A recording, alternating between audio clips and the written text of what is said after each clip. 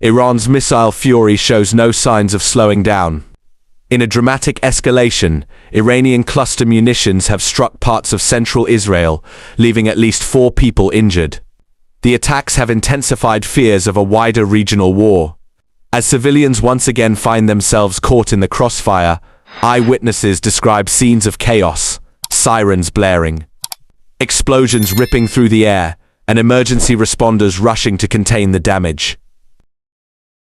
Cluster munitions, known for their wide-area impact, have raised serious concerns among global observers due to their devastating effects on populated areas.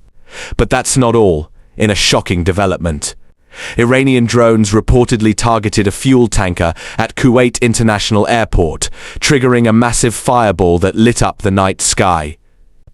Videos circulating online show towering flames and thick black smoke as authorities scramble to control the situation and assess the damage. The incident has sparked alarm across the Gulf region, with fears that critical infrastructure could increasingly become targets in this escalating conflict.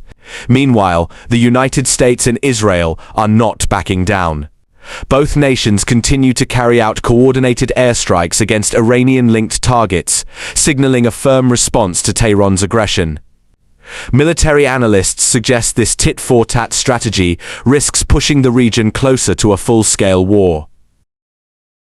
As tensions rise, the international community is watching closely. Calls for restraint are growing louder, but so far, diplomacy appears to be taking a back seat to military action. The big question now is, how far will this go? Is this the beginning of a broader Middle East conflict, or will global pressure force a de-escalation? For now, the battlefield remains active, the stakes are rising, and the world is on edge.